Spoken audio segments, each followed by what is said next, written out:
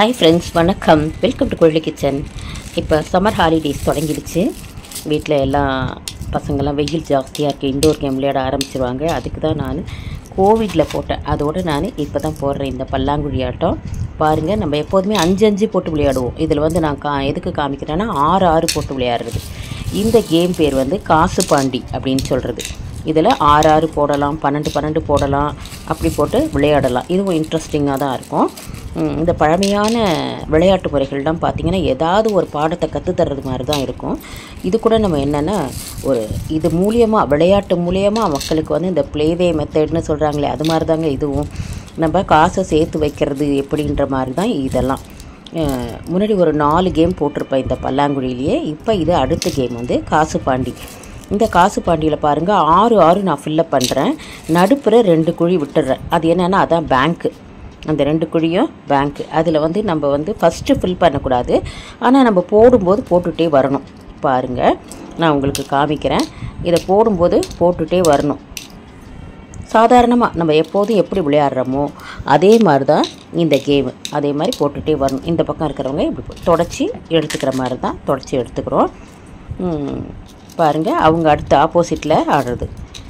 இப்போ இது ரெண்டுமே நான் தான் ஆடி காமிக்கிறேன். இதே மாதிரி நீங்கள் 2 பேர் ஆடினீங்கன்னா ரொம்ப சூப்பராக இருக்கும். இப்போ இந்த பேங்க் குழிக்கு முன்னாடி குழியில் முடிஞ்சிருச்சுன்னா அதுக்கப்புறம் ஆட்டம் முடிஞ்சிருச்சு. நமக்கு நம்ம வந்து எடுத்து விளையாடக்கூடாது அப்படின்னு அர்த்தம். தெரியுதுங்களா? இப்போ வந்து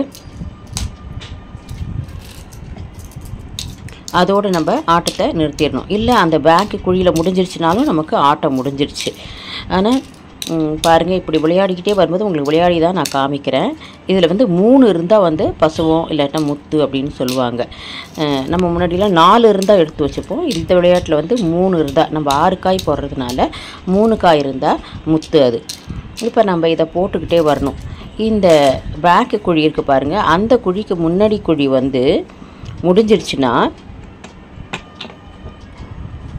பாருங்கள், இது 2த்தையும் நம்ம வந்து காமிக்கிறதுக்காக நான் வச்சுருக்கேன். ஏன்னா வந்து இதுதான் அந்த பேங்க் குழின்றது கன்ஃபியூஸ் இல்லாமல் இருக்கிறதுக்காக வேண்டி, அடையாளத்துக்காக நான் வச்சுருக்கிறேன். நான் அந்த முத்துலாம் எடுத்து வைக்கிறேன், வேறு ஒன்றும் இல்லை. 3 இருக்கிறதெல்லாம் முத்து. அது வந்து நம்ம அந்த சைடு இருக்கிற அவங்களுக்கு, இந்த சைடு இருக்கிறது இவங்களுக்கு, அது மாதிரி எடுத்து வச்சிடணும். அப்புறம் பிரித்து விளையாடலாம். விளையாடிட்டு வரும்போது பாருங்கள், இந்த பேங்க் குழி இருக்குது பாருங்கள், அதுக்கு முன்னாடியே இப்போ முடிஞ்சிருச்சு. இப்போ இது முடிஞ்சிருச்சு, இதை தொடச்சி எடுக்கக்கூடாது. ஆனால் இவங்க என்ன செய்யணும், அதை தொடச்சி அந்த குழியை வந்து தட்டணும். தட்டுனா அந்த குழியில் இருக்கிற காயின்லாம் அவங்களுக்கு சேரும். ஆனால் இதில் அவங்க தட்ட மறந்துட்டாங்க. சும்மா தட்ட மறந்துட்டேன் நான். என்னென்னா உங்களுக்கு காமிக்கிறதுக்காக வேண்டி தான். அது தட்டினா தான் அவங்களுக்கு சொந்தம். அது தட்டலை அப்படின்னா அது சொந்தம் இல்லை. திரும்பி 2 பேருக்குமே அதில் இருக்கிற காயின்லாம் ஈவனாக பிரிச்சுக்கணும். பாருங்கள், மற்றதெல்லாம் சாதாரணமாக விளையாடுற மாதிரி தான். நம்ம எப்படி சாதாரண பல்லாங்குழி விளையாடுறோமோ அதே மாதிரி தான் இது.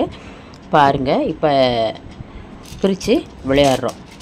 முத்துலாம் எடுத்து வச்சுக்கலாம். 3 இருந்தால் முத்து, அதனால் அதை எடுத்து வச்சாச்சு. இப்போ விளையாடலாம் சாதாரணமாக. இந்த சைடு இருக்கிறவங்களும் அந்த சைடு இருக்கிறவங்களும் சாதாரணமாக விளையாடுறது தான். இப்போ பாருங்கள், ஒரு குழியில் இல்லை, இது மாதிரி செய்யணும். தொடச்சிட்டு அதை தட்டிட்டா இப்போ அந்த குழியில் சேர்கிற காயின்லாம் இந்த சைடு இருக்கிறவங்களுக்கு, யார் தட்டுறாங்களோ அவங்களுக்கு சொந்தம். இப்போ தட்டவே இல்லை லாஸ்ட் வரைக்கும் அப்படின்னா கூட அதை 2 பேருமே பிரிச்சுக்கணும். தட்டிட்டாங்கன்னா அது அவங்க யார் தட்டுறாங்களோ அவங்களுக்கு ஒண்டி தான். இல்லை 2 பேருமே அதே மாதிரி வருது சான்ஸு, முன்னாடி குழியை தொடச்சி அதை தட்டுறாங்க அப்படின்னா 2 பேருமே ஈவனாக பிரிச்சுக்கணும். அந்த மாதிரி இது வந்து சேவிங்ஸு, ஜாயிண்ட் அக்கௌண்ட்டுன்னு சொல்லுவாங்களே, அதே மாதிரி 2 பேரும் குழியை தொடச்சி தட்டிட்டாங்கன்னா 2 பேருக்குமே அதில் உரிமை உண்டு. ஜாயிண்ட் அக்கௌண்ட் மாதிரி. 2 பேருமே தட்டலை அப்படின்னா அது 2 பேருமே ஈவனாக அப்பையும் பிரித்து எடுத்துக்கணும். இல்லை ஒருத்தங்க தட்டியிருக்காங்க, ஒருத்தங்க தட்டலைன்னா யார் தட்டினாங்களோ அவங்களுக்கு ஒண்டி அந்த காயெல்லாம் சேரும். மற்றபடி நமக்கு வந்து எல்லாமே சாதாரணமாக விளையாடுறது தான். இதில் வந்து ரொம்ப இன்ட்ரெஸ்டிங்காக இருக்கும். அந்த குழியில் எவ்வளோ சேருதோ, இப்போ யார் இவங்க தான் தட்டியிருக்காங்கன்னா அது 2 குழி இருக்கிறதும் இவங்களுக்கு தான் வந்து சேரும். இதில் வந்து நம்ம எப்படின்னா அவங்கள சுத்தமாக கஞ்சி காய்ச்சுற வரைக்கும் நம்ம விளையாடலாம். அடுத்து பாருங்கள், இப்போ 2மே இவங்களுக்கு வந்துட்டதுனால அவங்களுக்கு எல்லாமே 4 குழி டொக்காயிடுச்சு. 3 குழி காயின் தான் இருக்குது. இப்போ அதே மாதிரி தான் நம்ம விளையாடணும். நம்ம வந்து இப்போ இந்த லாஸ்ட்டில் இருந்தால் சரி வராது இல்லையா, அதனால் வேண்டி நான் சென்டராகவே வச்சுக்கிட்டேன். திரும்பியும் நம்ம எப்படி வச்சுருந்தோமோ அதே மாதிரியே சென்டராக வந்து அந்த பேங்க்கு குழியை வச்சுக்கிட்டு சைடில் வச்சுக்கலாம். அப்படி இருந்தால் சரியாக இருக்கும்னு சொல்லிட்டு திரும்பி நான் மாற்றிக்கிட்டேன். அது மாதிரி பாருங்கள், நல்லாயிருக்கும். இந்த ஆட்டம் வந்து இன்ட்ரெஸ்டிங்காக 2 பேர் விளையாடும்போது வீட்டுக்குள்ளே போர் அடிக்கும் இல்லைங்களா, வெயிலில் வெளியில் போக முடியல, ஏதாவது இன்டோர் கேம் விளையாடலான்னும் போது இந்த மாதிரி கேம்ஸை விளையாடலாம். இது மூலிமா நீங்கள் சின்ன குழந்தைங்களுக்கு சொல்லியும் தரலாம். இந்த பிள்ளை பாண்டின்னு ஒன்று சொன்னோம், அது கூட இது மாதிரி தான். அதே மாதிரி தான் இந்த காசு பாண்டியும் சேர்த்து வைக்கிறது. சேர்த்து வைக்கும்போது நம்ம வந்து அக்கௌண்ட் ஓப்பன் பண்ணுற மாதிரி, நம்ம அந்த முன்னாடி குழி காலியாக இருந்தால் அதை தொடச்சி தட்டுறது நம்ம அக்கௌண்ட் ஓப்பன் பண்ணுற மாதிரி. 2 பேரும் தட்டிட்டா ஷேர் அக்கௌண்ட்டு. அது மாதிரி நல்லா இருக்குது இந்த கேமு. நீங்கள் விளையாடி பாருங்கள், ரொம்ப இன்ட்ரெஸ்டிங்காக இருக்கும் இந்த காசு பாண்டி அப்படின்றது. பாருங்கள், அதே மாதிரியே நான் அந்த சென்ட்ரு குழியை வந்து பேங்க் குழியாக வச்சுக்கிட்டேன். இதெல்லாம் மற்றதெல்லாம் வந்து அவங்களுக்கு காயின் இல்லை, அதுலேருந்து நம்ம போட வேணாம். அது தெரியறதுக்காக ஏதாவது பேப்பரு ஏதாவது ஒன்று போட்டுக்கலாம், அது வந்து டொக்குன்றதுனால நான் சும்மா அந்த கிளிப்பை போட்டு வச்சேன். இப்போ நம்ம விளையாடலாம், சாதாரணமாக நம்ம விளையாடுற மாதிரி தான். நம்ம வந்து இதே மாதிரியே சேர்த்து வச்சுக்கிட்டே வரணும். சேர்த்து வச்சுக்கிட்டே வந்து யார் வந்து அதிகமாக எடுக்கிறாங்க அப்படின்றது கேமு. இதில் ஒருத்தவங்க எப்படியா இருந்தாலும் தோற்றுட்டு வருவாங்க. ஜாலியாக இருக்கும். 2 பேர் இருந்தாலும் நம்ம விளையாடலாம். இதிலே ராஜா ராணி மந்திரின்னு சொல்லிட்டு அது கூட ஒரு விளையாட்டு இருக்குது, நல்லாயிருக்கும். அதுவும் இந்த சைடு 4 குழி ஒருத்தவங்களுக்கு, இந்த சைடு 4 குழி, நடுப்புற இருக்கிற 6 வந்து ஒருத்தவங்களுக்கு. அது மாதிரி இந்த காசு பாண்டியும் ரொம்ப சூப்பராக இருக்குது. கண்டிப்பாக உங்களுக்கு இந்த பல்லாங்குழி விளையாட்டும் பிடிச்சிருக்குன்னு நினைக்கிறேன். விளையாடி பாருங்கள்.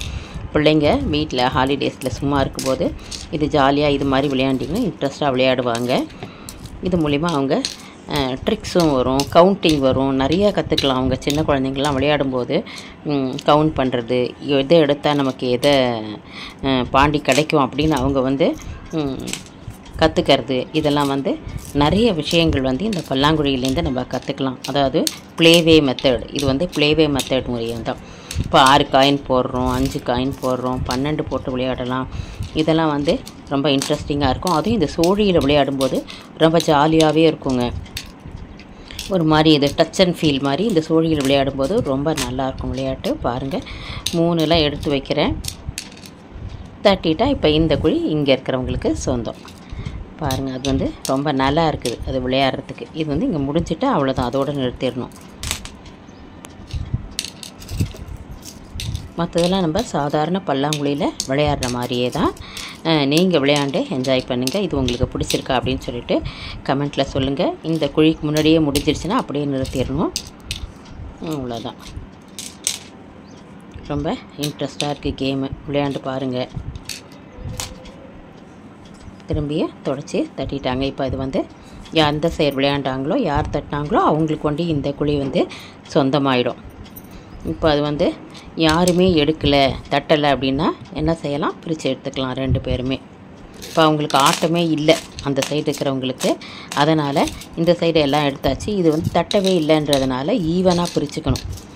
ஈவனாக பிரிச்சுட்டு எக்ஸஸாக காய் இருந்துச்சுன்னு வச்சுங்களேன், ஒன்று இருக்குது எக்ஸஸாக, ஈவனாக பிரிச்சுட்டு அதை அந்த குழியிலே போட்டுடணும். அதை அப்படியே தொடர்ந்து நம்ம அடுத்த ஆட்டம் விளையாடும்போது அதை சேர்த்துக்கணும், அவ்வளோதான். அதனால் எக்ஸஸாக இருக்கிற ஒன்றை வந்து அதிலே போட்டாச்சு. இது மாதிரி தாங்க இந்த காசு பாண்டி விளையாடணும். விளையாண்டு பாருங்கள் ஃப்ரெண்ட்ஸ், ரொம்ப நல்லா இருக்குது. சென்டர் குழியை ஒண்டி நம்ம எடுத்துடணும், போடக்கூடாது.